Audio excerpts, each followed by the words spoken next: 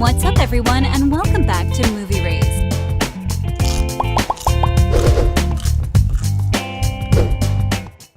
In today's video, we're going to take a look at all the things you might have missed in Descendants 3. Our favorite group of friends have gathered once again to defend Auradon from the new threat that is Hades. Mal is also going to get a hard time handling Audrey, who clearly has revealed that she doesn't like the villain kids. With that said, let's get into the video. The first thing we have to bring up surrounds the new character, Audrey, which is a character that believes that she can do whatever she wants because she's royalty. She had her whole life served on a silver plate and was even going to marry Ben to become Queen of Auradon.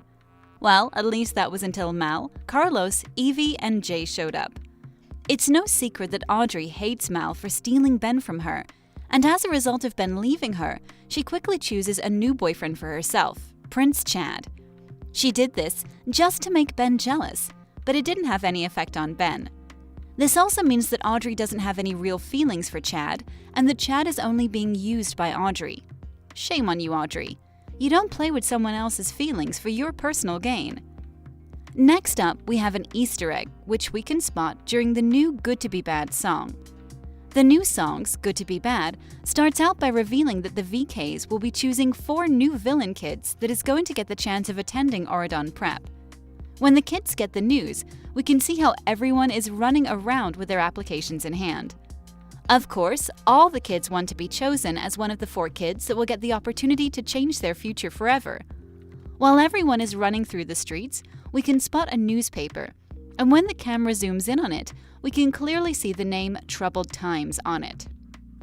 We strongly believe that this is a reference to the famous newspaper New York Times, especially since they use the same font for the name. You would think that the VKs and King Ben would be very careful when opening the barrier to the aisle and only do it once to lower the risk of anyone escaping. Well, if you take a look at the Hades trailer for Descendants 3, we can spot King Ben and the 4 VKs exiting their purple limo while Hades is trying to bring down the barrier shouting, "I don't belong here." Keep this in mind, because when we take a look at their Good to Be Bad song and dance performance on the aisle, Ben is nowhere to be found. You could think that maybe he wasn't walking with them at that exact moment. Then you probably realize that they also wear different clothes, which proves that they went to the aisle at least twice. In another scene, Jay walks off by himself on the aisle, and while sliding down a roof, we can spot his father, Jafar's snake staff, painted onto the roof. It's a really good thing that Ben allows the villain kids to get a chance to live in Auradon, because the condition on the aisle is horrible. Just look closely at the same scene, and you can spot a boy sleeping outside on the roof. We also love the concept that the first chosen VKs get to choose the next 4, and hopefully the 4 they choose will later pick the next 4, and so on.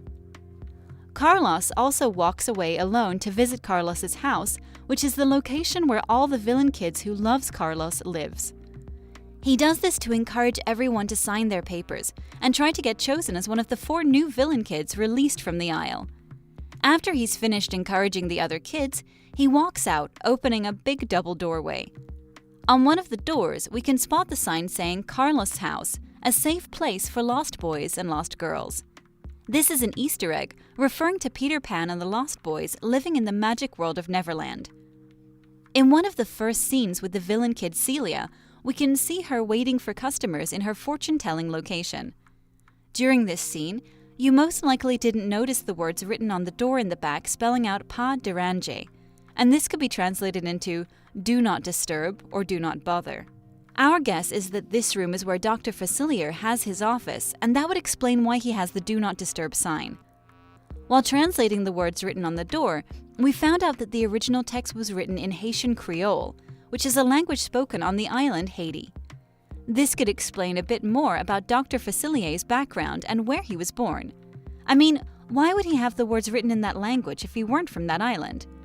With that said, if you liked the video, make sure to subscribe and leave a like. Also, don't forget to comment if you found any Easter eggs or hidden references.